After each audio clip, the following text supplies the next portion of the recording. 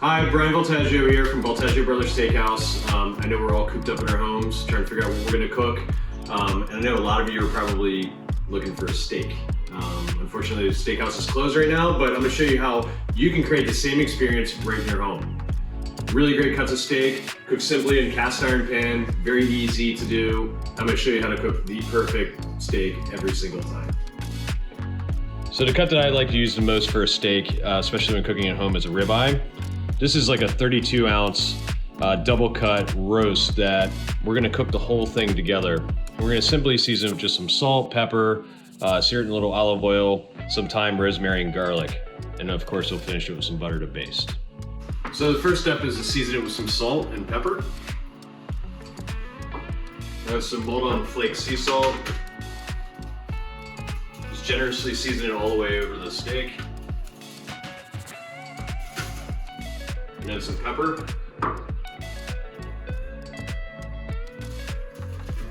And when you're seasoning stuff, make sure you season it from a high elevation so that way the seasoning falls all over the steak. Then next we're gonna sear it. So when I'm cooking at home, I like searing steaks in cast iron because it holds the heat really well. It cooks very evenly. It also retains the temperature of the pan, so it actually doesn't cool down when you add especially a large cut of meat.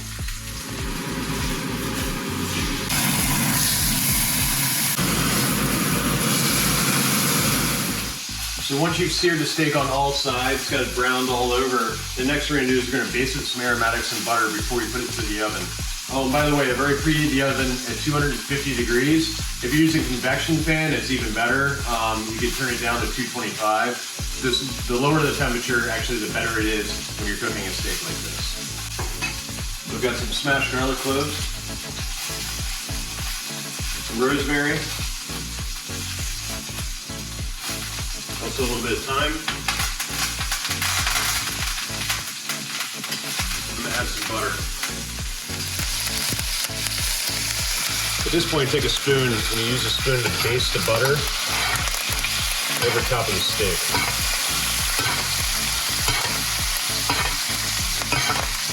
And all of those aromatics are infusing into the butter, and that butter is just seasoning the steak all over, continuing to brown it, and it smells delicious.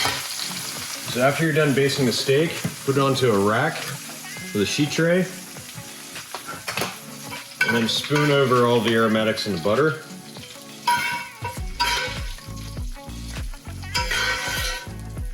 Then we're gonna place it in a 250 degree oven. So I have one of these thermometers that actually has a set temperature, and so you could set the internal temperature to what you want it to reach. I have it set at 125 degrees, which is about rare, because the steak will actually carry over after it's done cooking.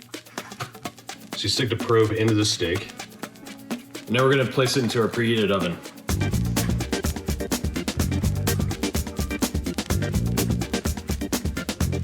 Okay, so now that the steak is rested for at least 5 to 10 minutes, it's time to slice it.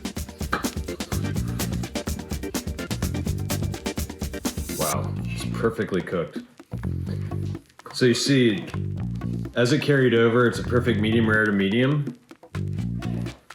Juicy, smells amazing.